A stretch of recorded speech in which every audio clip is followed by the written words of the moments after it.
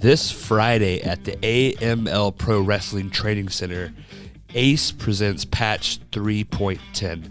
This is an event that you are not going to want to miss. If you are in the Triangle Triad area in North Carolina, be sure to come and check it out. Live, laugh. All right, how's it going, everybody? This is Daniel, and I'm joined by Christian. Yeah, I'm Christian, and this is Live, Laugh, Lariat. We got a guest, a big guest. We have Bojack, the Dreadlock Demolition Machine. How are you doing today? Hello, I'm doing fantastic.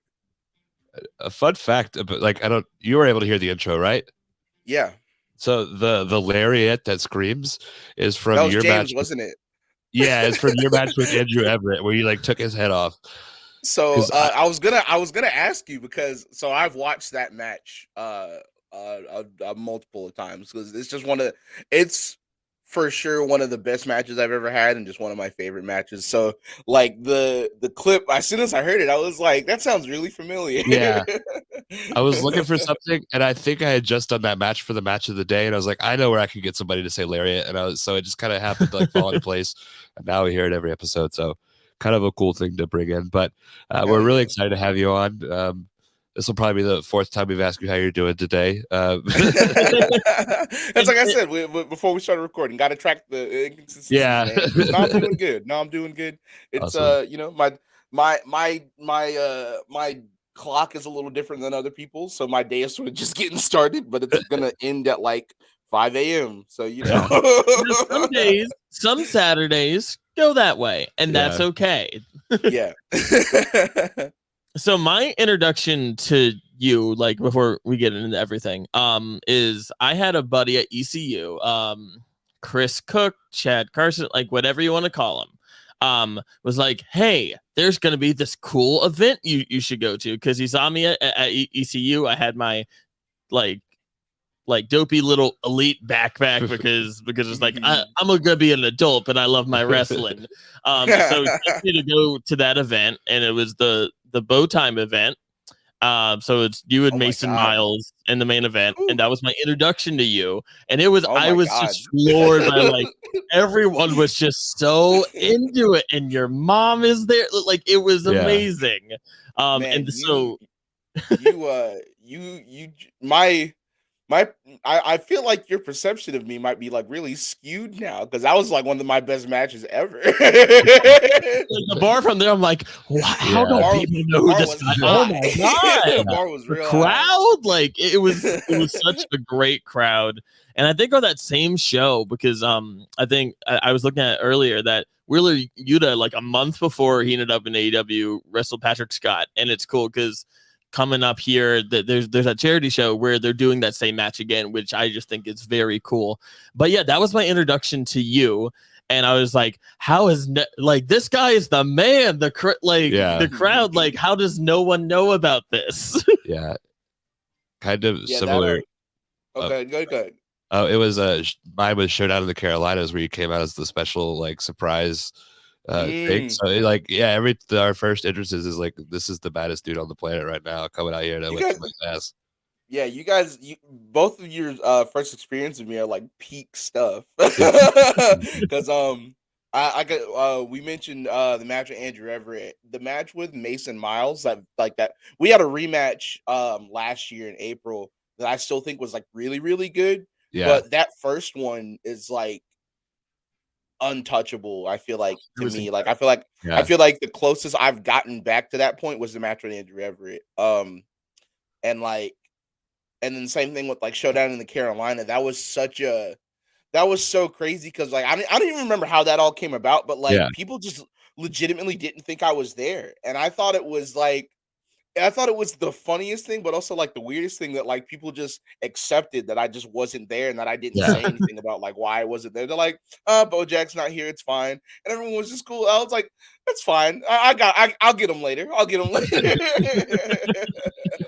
On the topic of Showdown in the Carolinas, I think we have the opinion that is the best DPW venue. Just or maybe it's the best Durham Armory, right? Such a cool the brick wall and everything and the lighting. I'm excited that next month it's going to be back there, but I just wanted to throw that in there because it's definitely a cool aesthetic. It's probably my favorite venue that I've ever wrestled in, and like unfortunately, I'm probably not going to be able to make it in March later this month. But like, hopefully, we can get back there some more. Yeah. Maybe like the rest of this year, like maybe next year. I know it's like a really hard venue to book because it's so nice that a lot of people use Yeah. it for a lot of stuff. People book it for like weddings and stuff. Yeah. I I can see believe that. it. It's such a good spot, and like being able to like watch you grow over the last year, it's been so fun for us because it's like this guy is the freaking man. You had all these great matches, and the big thing is like you had such a great year, which kind of puts in perspective. Is I'm really curious, kind of where that story started for you. Like as your kid, are you a wrestling fan as a kid? Like what drew you into it? So, wrestling really started for me with the video games. I was playing the games for years before I even like started watching it. Like me and my buddies would play like Here Comes the Pain and Shut Your Mouth and like stuff like that Yeah. on PS2 and stuff like that. And then sort of like some of the newer games like SmackDown versus Raw. I think my first one was like '07, and Uh, it was like '08 and '09 and all that. And then I finally started watching it's so funny. I talked about this on a different podcast that I'm a part. So I'm a part of this group. It's me, Skylar Mack, Tyler El Guapo, Kenchi X. We call ourselves the Goon Squad because we're a bunch of Yeah. fuckers. Like we do our own like podcast. That was something that we brought up was like, how did we all get into wrestling? And mine is so funny because my first experience watching wrestling is stuff that people just like people think it's like the absolute shits. Like my first watching wrestling experience was like fucking WWE CW in like 2009. And Oh but like no. but I loved it yeah. though. Because Yeah, I guess yeah, because I was a kid and I didn't have like a reference point. So I was just like, Yeah. oh, wrestling's really cool. But everyone else is like, man, this is like the worst period of everything. How did you even like it? Blah, blah, blah. I think just from there it just started growing and I just started figuring out like, like how to watch it more and I started watching like, Raw and SmackDown and all that and then I sort of got into the indies when I was in like my teenage years and stuff. So What was it about wrestling that drew you in? Because we talked to Kid Bandit, and they had a similar story with SmackDown versus Raw, was how they got into wrestling. We find that some people are attracted to like the promos and the skits and like the drama of it all. With it coming from the video game, is it more like the in-ring stuff that drew you in? it was for sure the in-ring stuff. I think it was because video games have been such a huge part of my life and like I didn't even really realize that until like earlier this year or last year Yeah. when I was like streaming and stuff and I'm like, man, I've been playing video games since I was like 4 years old. Um But that was definitely like what drew me in is like I think that was one of the first things that I had ever seen like, oh, this is a video game and video games aren't real. But like, no, they're actually doing this stuff Mhm. for real. Like this stuff actually exists and I can like actually see real people do it. I think that was one of the first times that had ever happened to me like that. Cause I'm not into like other sports other than pro wrestling. So like I wasn't a football guy, I wasn't a basketball guy. There was like an NBA game that we played, but like even then I was like, this is just a basketball game. So yeah. like I Right. didn't it wasn't the same like relation to me, like how Yeah, the of wrestling course. stuff was. So the in-ring stuff for sure was like it's really crazy to see people do it in real time. Yeah, it is nuts. Like there's especially nowadays the stuff like Jay Malachi, for example, or like Ricochet, like guys like that, like Human cheat codes. yeah, It's like just like Commander was, I don't know if you saw him on AEW, just running Yes, across yes, the room. Yeah, like I'm familiar with Commander and the guys you mentioned like Jay Malachi, yeah. Ricochet, Diego Hill is Oh another one I yes. feel like Yeah. can just do anything. I just asked Diego, it's like, hey, you think you can do this? And then he just does it, and he's like, oh, I've never done that before, and I was like, of course Yeah. you haven't. Like somebody like that plays guitar based off just hearing it, and the next thing you know, they're oh playing yeah, the note. and they're Yeah. just cranking it out Yeah. like Yeah, the same. So, and like super small, like tangent. So, I don't know if you guys know Diego Hill's, like his main finisher, like that fucking super crazy twisty thing that he hit me yeah, with in our yeah. DPW match. Yeah. So, uh, I helped him figure out that move because I was just like, I feel like Diego's athletic enough to do this, and I just wanted to pop myself and see if anyone could fucking do it. Yeah. And I was like, "Do you think you could do this?" And he was like, "I don't know." And I was like, "Do a BME." Does a BME. I was like, "All right, now corkscrew with it." Does a corkscrew with it. I was like, "All right, now just keep spinning." And then he does it, and when he lands, he just lands on the mattress, and he's just like, and he just looks over at me. It's like he can't believe that he just did it. I was like, "Yeah." That's awesome. Yeah, he was That's incredible. a cheat code for sure. Some of the stuff he does, like just so effortlessly, pretty wild. So while you were like starting wrestling, were there any wrestlers that you were like drawn to when you first started watching? Christian Cage was my first one. I think just because again, like it was like ECW. ECW. Yeah. So and like he was sort of like the top guy like at the time when I was watching. So That was Christian my Cage. introduction to Christian too, because like Yeah. I didn't start watching till like 2008. So like that version of Christian was like, oh, this guy's really cool, and the kid in me was like, and he has my name, so he's that much cooler. But like his ECW title run was so good. Like it was dope. Like I feel like other than like his TNA stuff, which again I wouldn't have seen at the time, I feel like that's the hardest he's ever been pushed as like a top guy was that ECW run. So I was like, man, this dude is so cool. And then Sheamus was another one that was really cool. And it's so hilarious because this was like infant Sheamus. And he like just debuted and he like and he like not killed at all. Jamie Noble. I remember that. Oh my god, yeah, that was so. That's like a moment that just like lives in my head, and like he wasn't even at the point where he's got like a few years later, like where he's at now, but like something about just his look and like just the way that he just beat the shit out of people just was just really cool to me. Yeah, and then for sure. the Undertaker is the other one. People ask me whenever anyone asks me, is like, who's your favorite wrestler? It's such a loaded question, and I have such a hard time answering. Yeah. I usually give like, who are some of my favorite wrestlers right now? But like, if I have to do the of all time gimmick, it's probably the Undertaker. Just because he was the guy that I was always playing the video games, and again, seeing this shit that I'm like, oh, this is just video game bullshit. Him do that stuff in real life, and he was just so cool, and just his aura around him is just so like sets him apart from everybody else. Yeah, absolutely. Perfect career. He gave me nightmares as a kid. Like, yeah, like a repeat nightmare where I had to like wrestle him, and I would going across the country like trying, and every time I would get to a new place, he would just like knock on the door, and he would be there. So yeah, but he is like every like generation has an Undertaker that they can identify with too, which is weird. Like you've got the Thai Undertaker, the American Badass, the weird Bat Undertaker, the over like like it's just like, and it's crazy as a fan if you come into wrestling later to like the version of Undertaker I remember was like 2008, the trench coat, the hat. Oh yeah. But then the idea that this was ever a guy on a motorcycle, like that's weird. What? And then he had a cult and he crucified people, and it's just like, what is this? Wrestling is very weird and fun. I think I'm sorry, real quick. I think Undertaker is like another thing that's like cool about him is just how you were saying, like he just reinvents himself to keep himself fresh. I think that's another thing of like why he is so much like larger than life. Is he just finds a way to stay relevant. Yeah, he truly is a spectacle of a performer, which is crazy that one performer could embody that.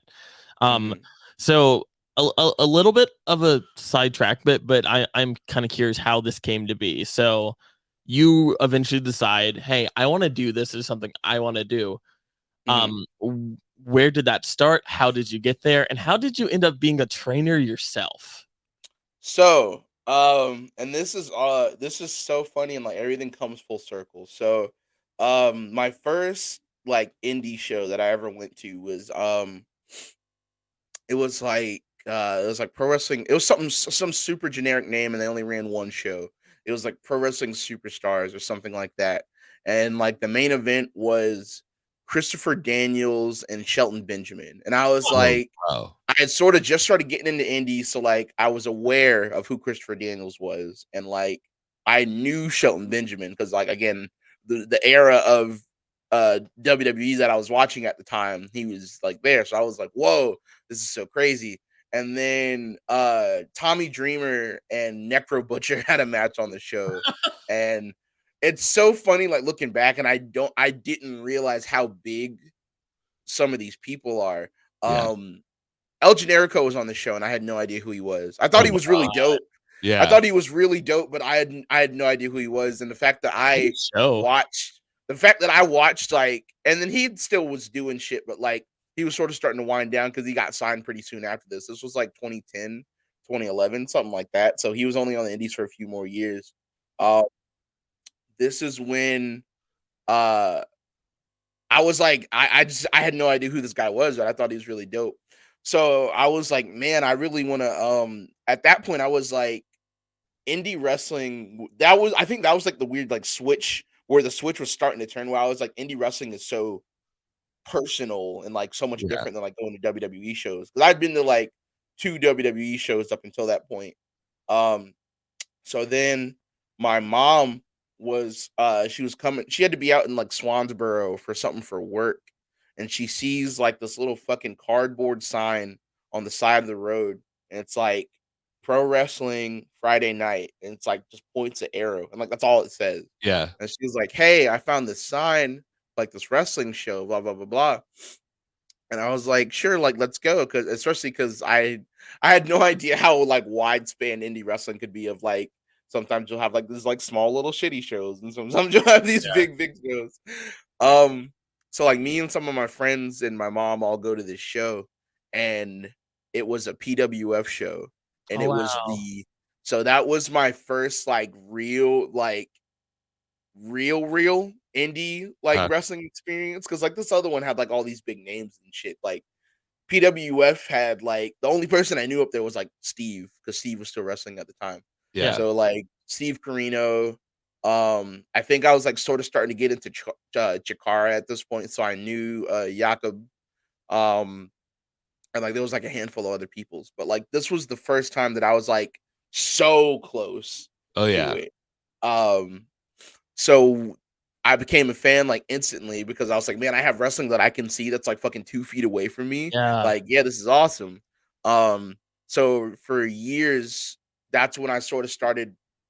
That was like my indie connect, because that was the only thing that was like close by. Mhm. So I started going to PWF like years on and off. Because I played football when I was in high school, so I couldn't go then because like Friday night football.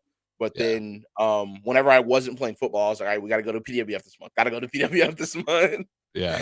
Um, and then about like 2017, I was just like, man, I want it's the same way you guys are saying about like why you want to do this podcast is like you just want to like be able to provide. I didn't know if in-ring stuff was ever going to be on the table. I just wanted to be involved. So Yeah. I emailed PWF, and I was like, "Hey, I don't even remember what I said, but I was just basically like, I just want to help with something, and I just want to be involved." And like, well, we have a training school. Come out to the training school, see if that's for you. If not, we can still figure something else out. So I came, and it was fun. I spiked myself twice on my first day. Um, actually, no. Jeez. My real first day, there was no ring, because the ring was being welded to be fixed. So my real first day, we just cut like promos and stuff, and they like walked me through just like sort of like the basics of like how like matches are run. And then the next time, that's when we actually did the ring stuff. And again, it was like a switch. It was like instantly. I was like, I fucking love this shit. And Yeah. so that's how I started training. I was still in high school. I was only 17. It was my junior year. Wow. There you go. Wow. Yeah. So I started pretty young. Uh, not as young as others, obviously, but I still started pretty young. I got a little bit of head start. Um, and yeah, I just fell in love with it. And then I've just been so like dedicated to making PWF better any way that I can. And so, um, I just it's at the point now where we have like new guys coming in, and like I just I want these guys to help. I want to help these guys grow, and I want to help PWF grow, and I want Yeah. to help CWA grow. So obviously, like I was like, well, what can I do to help? And then I would like sort of like help run classes and stuff sometimes. And then now I'm just like an assistant coach. And I just, yeah, I've taken on way more roles and responsibilities regarding PWF than I ever thought I would. Yeah. But like I'm super happy to do it, and I love it, and I love being able to help and provide and give back to something that helped me like find and figure out my passion. So Absolutely. That's really, really cool. And a kind of ongoing bit with me when I'm talking about a crop of guys that you need to watch in North Carolina, I always refer to it as the Carolina Coastal Crew. Because like like the BK Westbrooks and like these guys that like are now kind of blowing it up. And I'm like, but they were doing this years ago. Yeah. They have been doing this, which is There's like, a really but that cool. Oh, go ahead. no, I'm just saying that's such a testament to that spot and how good this platform is. There's a really cool feeling of like seeing guys before they blow up and seeing them blow up. Yeah. Because then it's like that cool little feeling. It's like I was cool before you were cool. You know what I'm saying? Like Yeah. I knew how good these guys were before everybody else did. They've been this good for a while, and they're just getting the proper eyes on them now. Oh, for Right. sure. You mentioned that your mom like pointed out the show, and that's kind of your starting point. I think we've only ever been to one show where your mom wasn't there. Can you kind of just talk me through like what that means to you, and just kind of like what's her take on Bojack the wrestler? So I for sure wouldn't be like where I'm at without her. Especially because like she was like a little hesitant like letting me start so young.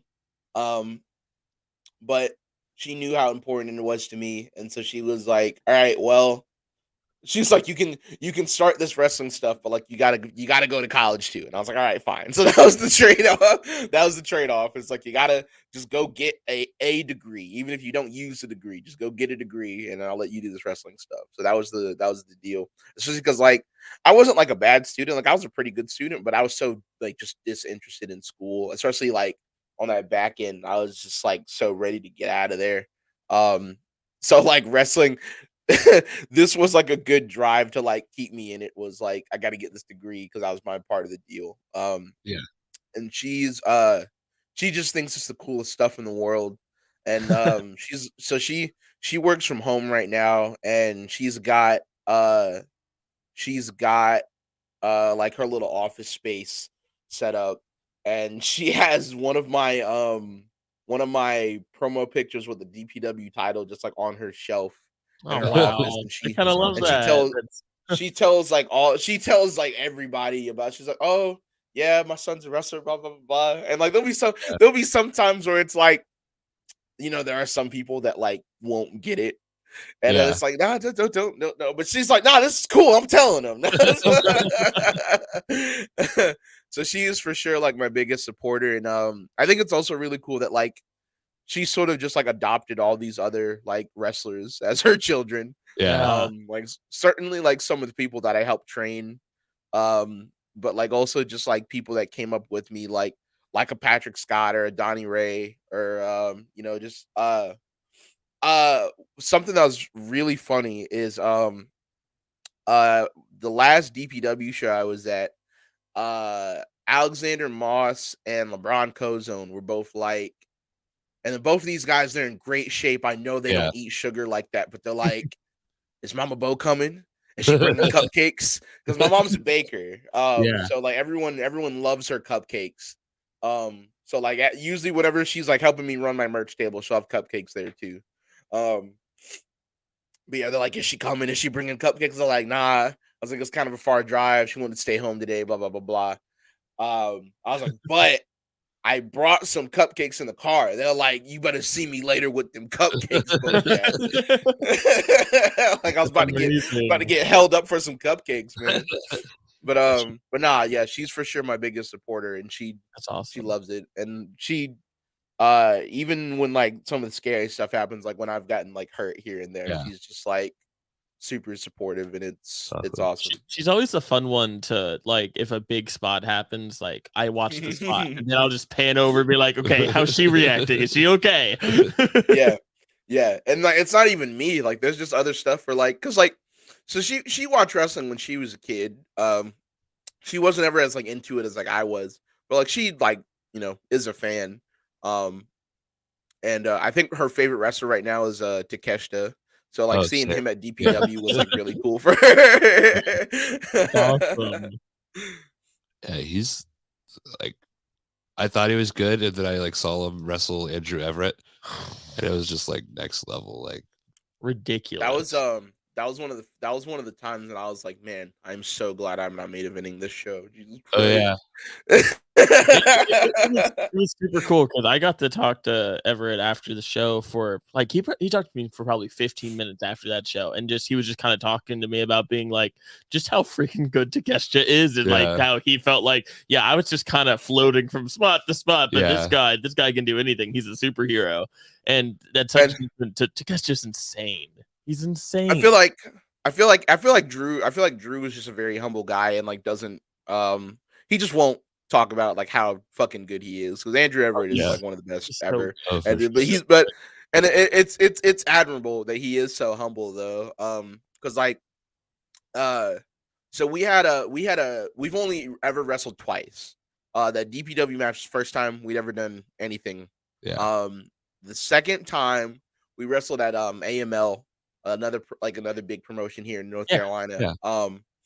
And this was probably the easiest match that I've ever called. We were waiting to see like where we were on the show, because like they didn't like give us the run sheet yet.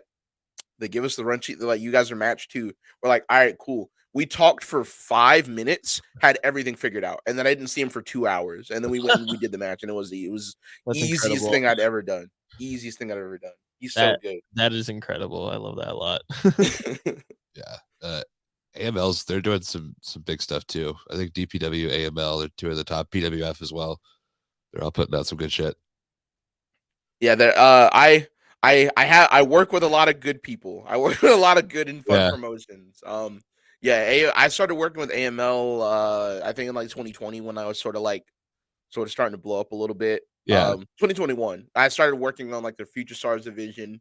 So like Colby Carino has always been a big star with them, and so like Colby's like a big brother to me, and he like helped me get on Future Stars. And then I think it just worked. They treat me really well, and I really enjoy working with them. So really excited to get back there as soon as the thumb heals up.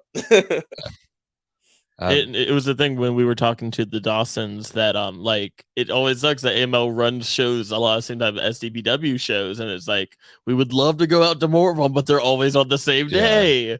But like it's really tough. But that's truly amazing, just how going back to how much wrestling is actively available, that a show like I'm from Louisiana, where there might be one indie in 3 months. Like it's not as active.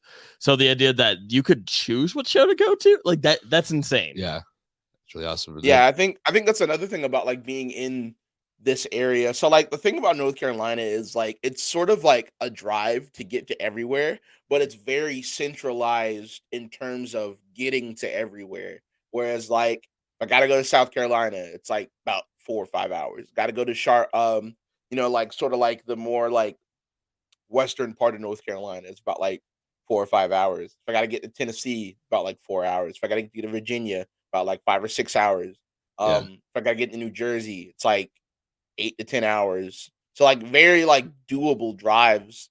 If I got to get to Tennessee, again, like 8, 9 hours, something like that. It's like it's a very like centralized spot to like get to everything. So that's another thing I love about just like being here.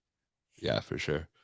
And we talked to Mark James, and he said one of the reasons that stuff is so populated is because there's really not a big barrier to entry to wrestle here. Like you don't have to have any sort of like license or like deal with the boxing commission. So kind of operates itself to be like a hot Yeah. like Yeah, and I feel like I have a lot of friends that live in South Carolina, and they're like trying to get into wrestling, and they're like, or they are actively training, and it's just rough because there aren't that many promotions out there. Like there are still like way more compared to like again like some other states, but Yeah. like it's rough to run in South Carolina because you have to deal with like there's so many like regulations and like you have to be licensed and like everyone has to be licensed properly and it's such a headache getting all that stuff Yeah. done and then you're not allowed to bleed and if you bleed you like have like 30 seconds to fucking get the fuck out of there and if you don't you get fined and it's like oh my Jeez. Are there god.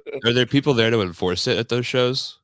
So, not all the time, but, like, you can't really, like, chance that, though. It's, like, Oh, yeah. another, like, tough thing is, like, it'd be like, "Oh, the one time we chance it, there's gonna be somebody here." Yeah.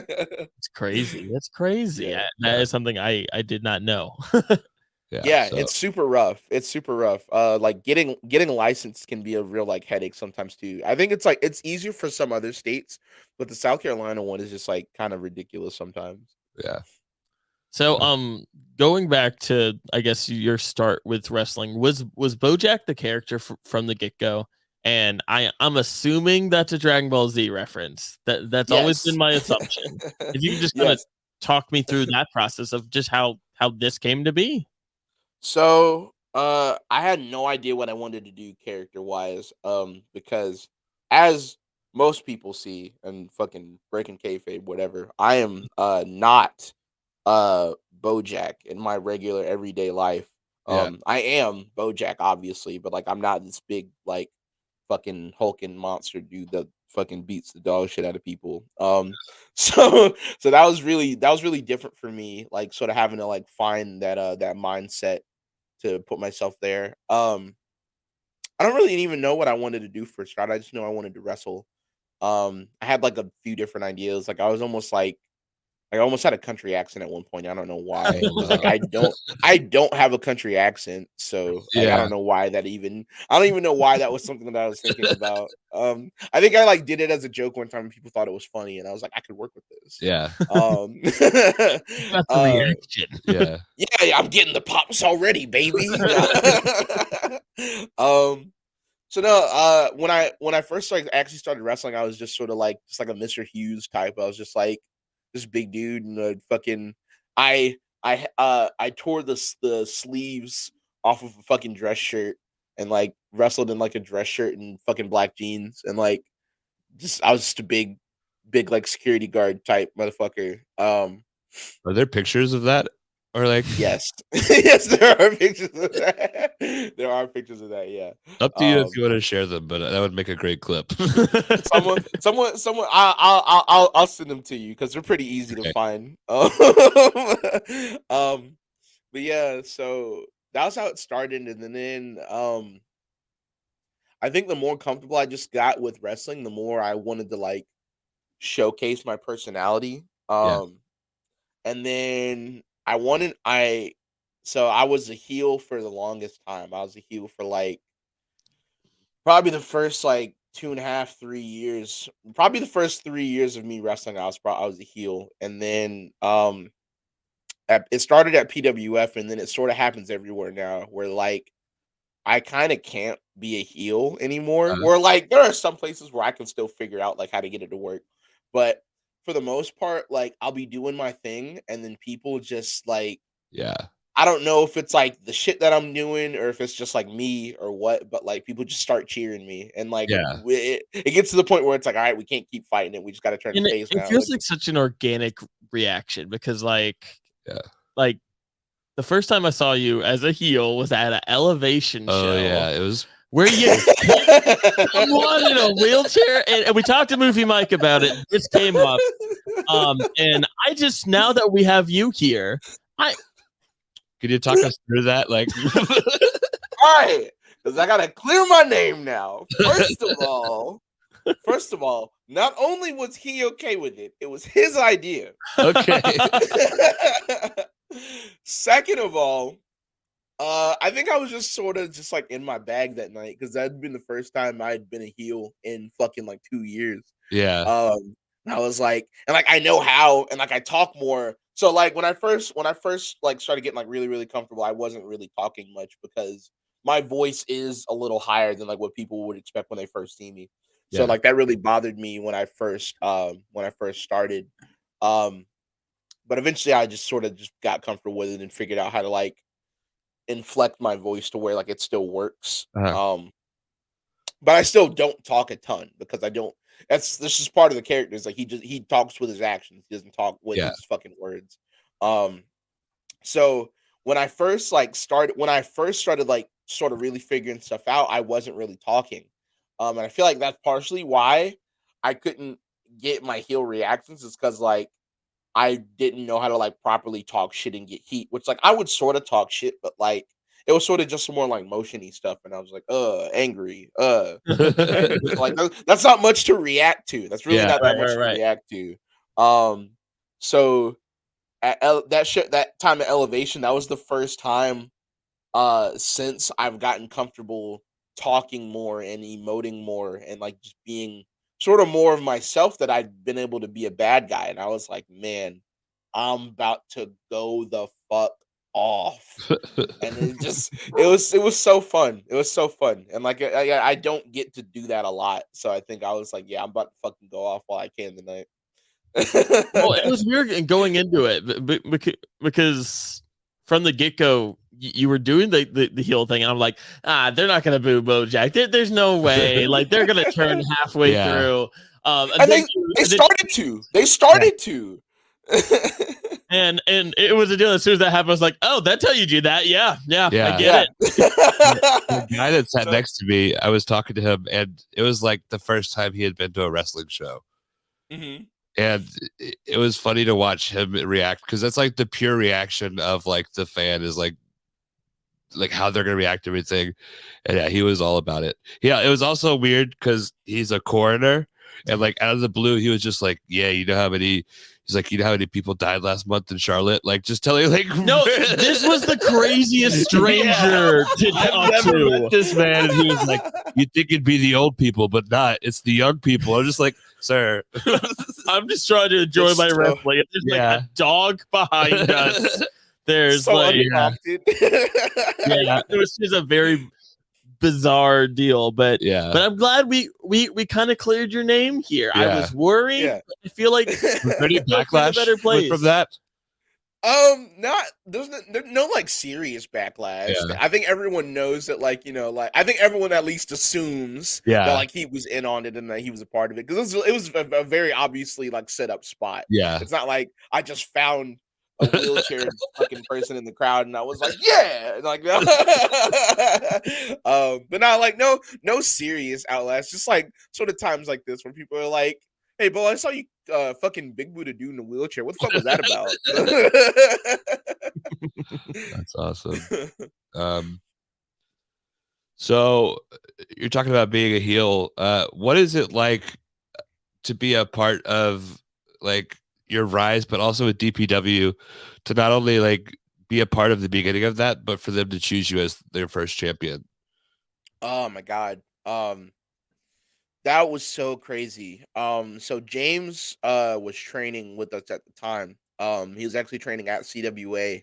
And so like we sort of were getting like the first like inklings of like, nah, DPW is like real. Like this is really about to happen. And it's like, oh shit. And then like offhanded, like months and months, like almost a year before like DPW like actually started, he was like, yeah, whenever DPW starts, we're probably gonna be our first champion. And he just like said it like offhanded. And I was like, he was just joking when he said that. I was like, I was like, he's just joking. But like, I was still cool that I was like, I'll at least be involved though. So like, that's pretty tight. Yeah. And then we get there, and then like shit is actually happening, and it's like, nah, like for real, like you're our guy. And I was like, man, I think it was like a really big,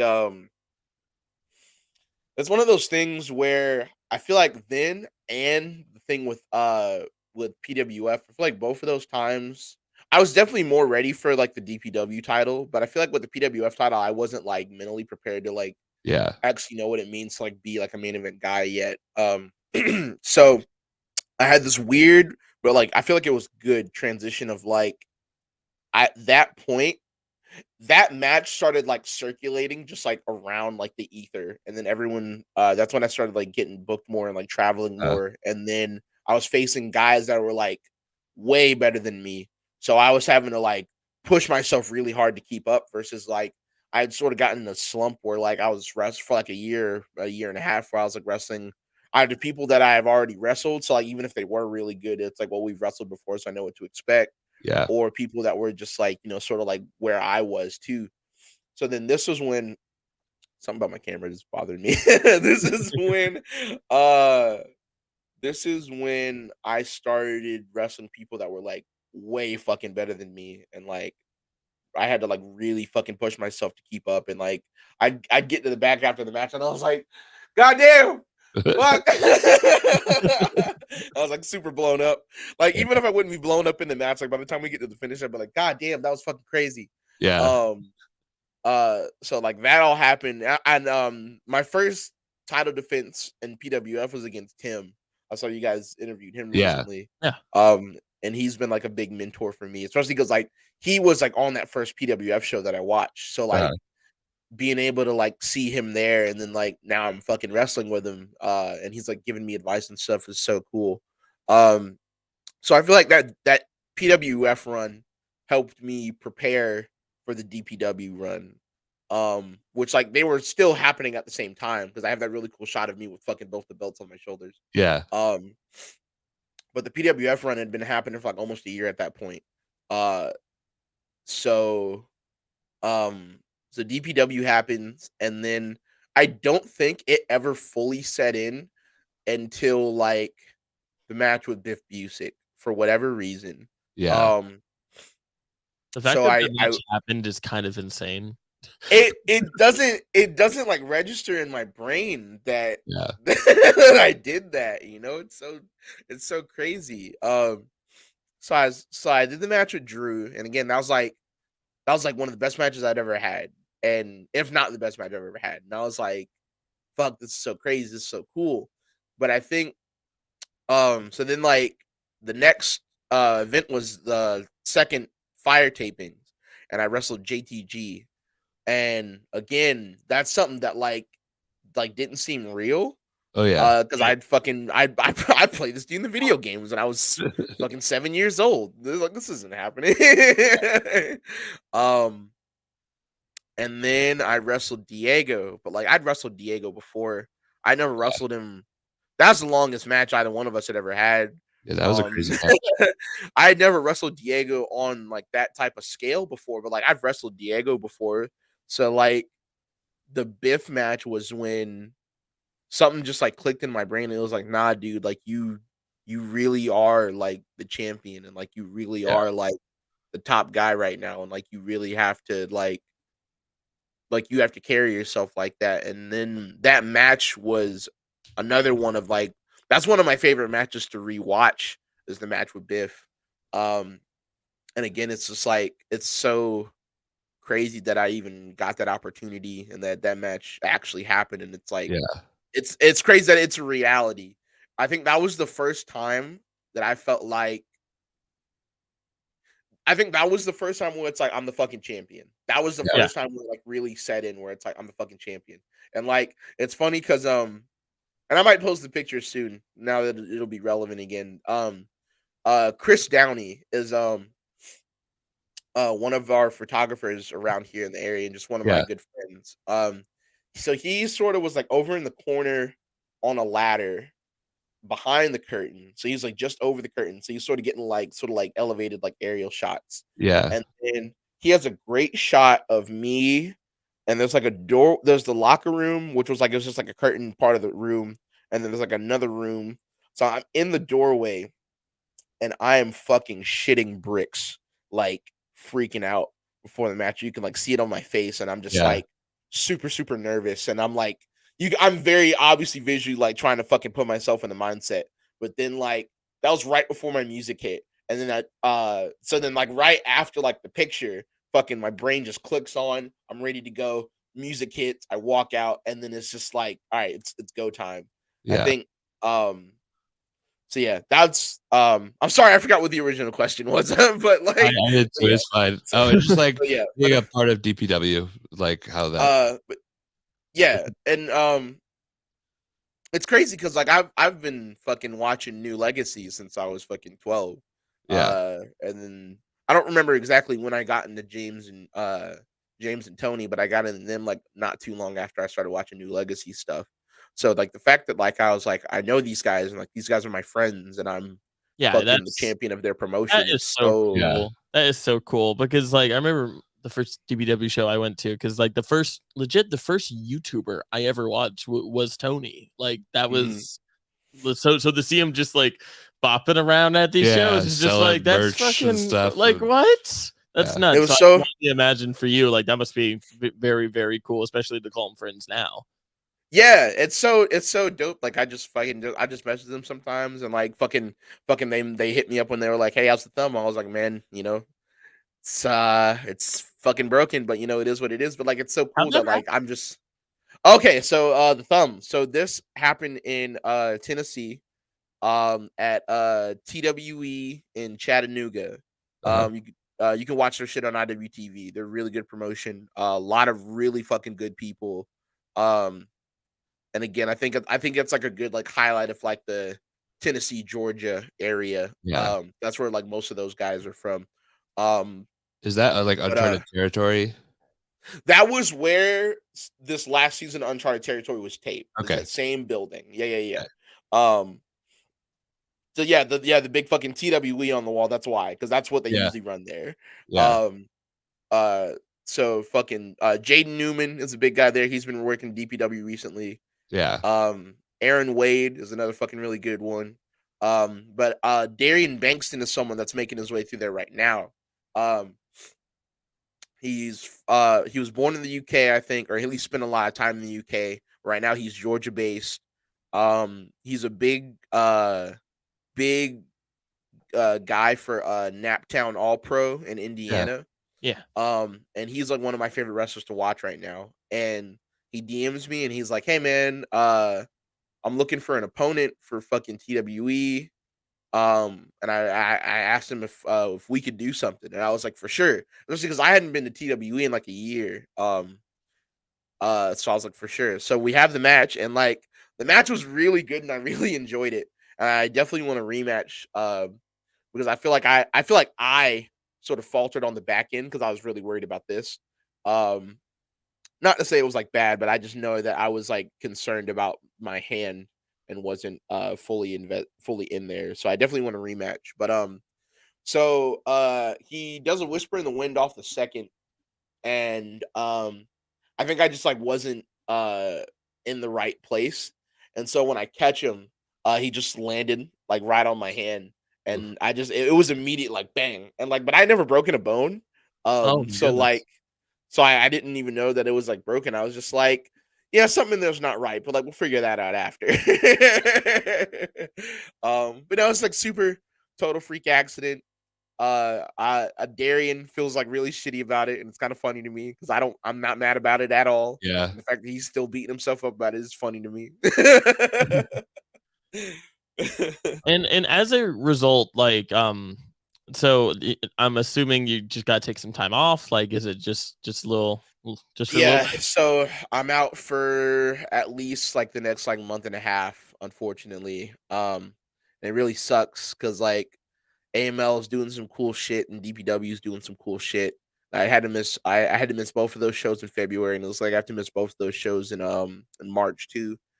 And it sucks, but I think it's like very necessary to like actually fucking take the proper time to like heal. Yeah, For sure. absolutely. And this is the Absolutely. first time I've ever had to like take this long off, so it's very frustrating and like having to like be patient, especially because like I don't get hurt like that. Like Yeah. the only time I've been hurt like anything this long before was like I sprained my ankle one time, but that was like 2018, and I was only out for like a month. And even then, like that last few weeks, like I was still able to do stuff. I was just sort of taking it easy. Yeah. Um, so this is like the first like real injury that I've ever sustained. Um, but it is what it is. fucking I'll bounce back. I think it was just a good reminder that I'm not as indestructible as I like to think I For sure. am. And it kind of opens avenues for like you have your commentary bit coming up, and it seems like you always have fun doing those. And we can talk a bit about this fun new, not really a new venture, but a rebranded venture that y'all were doing, because you often have called yourself the heavyweight ace of the Carolinas. So let's talk about Ace. So let's talk about Ace. So Ace started in 2019.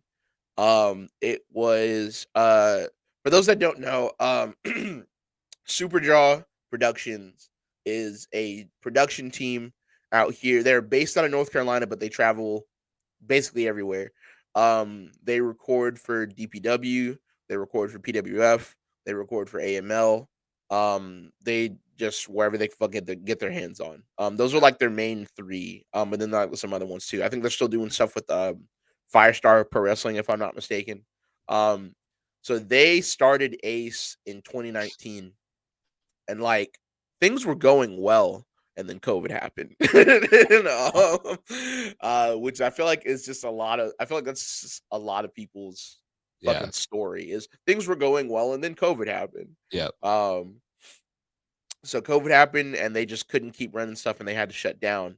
But that's when them and us got hooked up, because up until that point we were recording our own shit, and it was not great. It was passable. If you watch like anything from like 2019 PWF on IWTV, there's a very like noticeable change in quality when we started getting Superjaw in. So they started recording stuff with us in like 2020 when we were doing like pandemic shows. So we did like empty CWA building, and we would like start recording shit. So that's how I first met them. Yeah. And now that I just work all the same places that they work, I see them all the time, and then we've just gotten really close. And we'll just have times where like I just pick their brain about stuff, and they pick my brain about stuff. And then same thing with my buddy Tyler, and just like all the Goon Squad in general. All of us, I named them earlier. We've just gotten really close with the guys from Superjaw, and so they were like, hey, one of the there's a guy in Superjaw also named Tyler. It was Tyler's birthday, and he's like, hey, we're running a show in the AML training building. We're gonna have it like, do you guys want to like help like sponsor it? So it was like Superjaw and Goon Squad presents the Vaganza, no extra needed. So that was the first show that we ever ran. It was like a random Wednesday at like fucking 12 o'clock. But no, it was really fun, and like all the matches were dope, and like everyone really, we live streamed it on Twitch, and everyone really enjoyed it then. So we're like, man, that went like really well. And then we were sort of thinking, it's like, man, what if we did this again, but like we like actually like tried to like run a real show? Because that was mostly just like for Tyler's birthday. That was like, if it goes well, it goes well. If it doesn't, we're just doing this for Tyler's birthday, whatever. Yeah.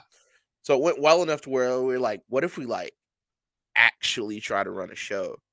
So then that's when the Vaganza 2 happened, and fucking we went all out, and Vaganza 2 had Wrestling Family Feud. That was fucking one of the craziest things I've ever fucking seen. Shout out to Jay Malachi and the Sharpshooter, new king of the Sharpshooter, Jay Malachi. And then just all the matches were really dope. And that was the first time I'd ever done commentary with Dalt, Phoenix Nitro on YouTube and the socials. Yeah. I'd met him before because we worked for Naptown and stuff. It's like we've met before and we're friends, but like that was the first time we'd ever done commentary together, and it was so seamless, and then the chemistry was instant. It's like we'd been doing it for fucking years. Yeah, and so then we're like, man, like we could actually like really fucking do this shit. So then I think we all just were sort of like, well, we have something, and we have something that sets us apart. So we need to like not let this slip away. So then Superjaw and us were all talking, and we are like, we could just revive Ace to keep it going because we wanted to have like a centralized name. Yeah. And like we jokingly called ourselves Super Goon because it was like a combination of the name, but we're like, we can't fucking, that's not gonna work. Yeah. And then like we didn't want to keep calling it like the Vaganza. So like we need like overall essential like umbrella. So then they were like, well, we could just revive Ace. And the fucking announcement for the revival got so much fucking traction and like such a good reaction. We're Yeah. like, oh yeah, this is it. Yeah, this is it. So March 10th, fucking 6 days from now, our first Ace comeback show is happening. So, which you guys are a sponsor for. Yep. Hell yeah. Are you guys gonna be there? Yeah. Yeah, We yeah, got our tickets. absolutely. Hell fucking yeah. It'll be really cool. I'm super pumped.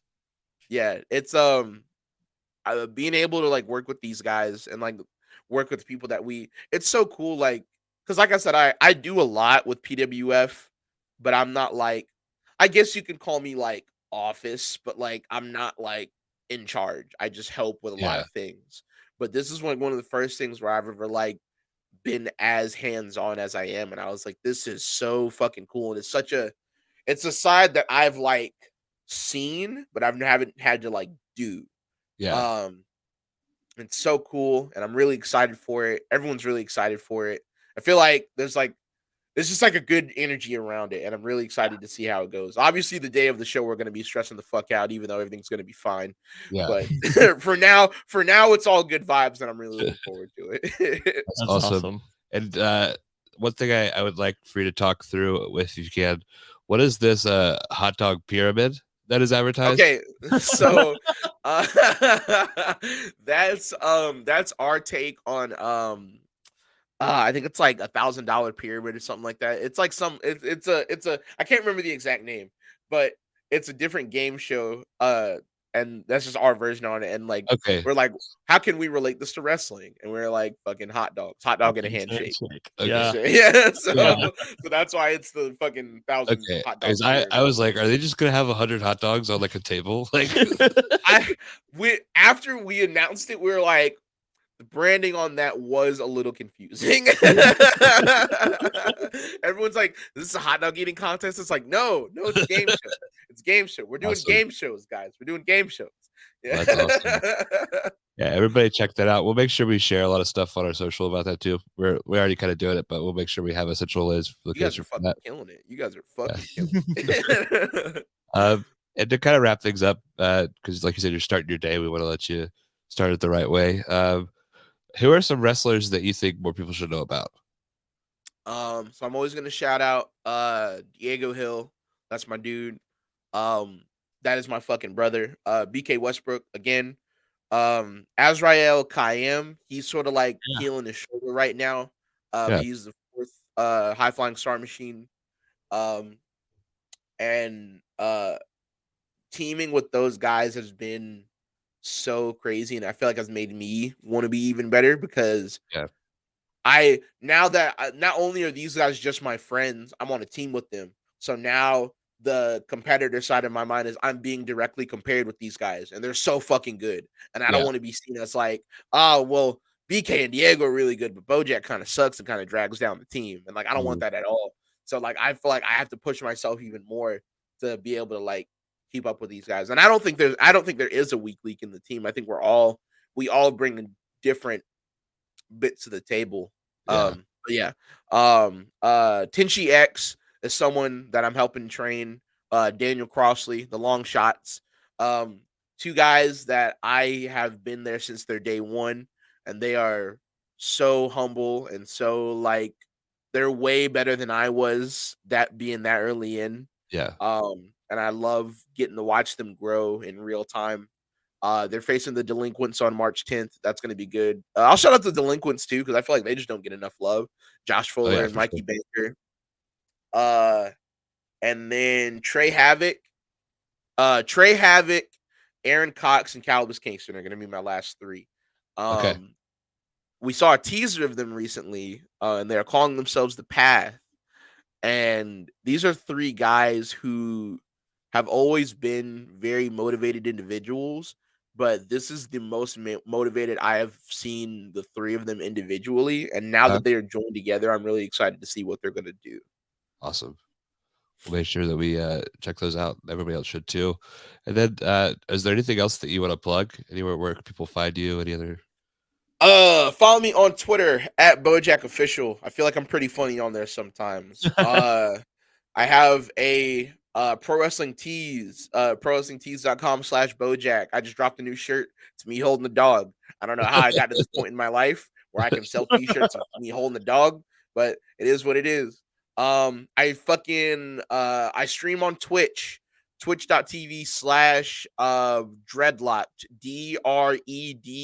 DREDLOCKD, because I'm fancy and I wanted to spell it weird. I also have a YouTube. It's Dreadlock Media. Dreadlock is spelled the same way. YouTube.com/Dreadlock Media, I think. If not, you might just search Dreadlock Media, or you can find it on my Twitter.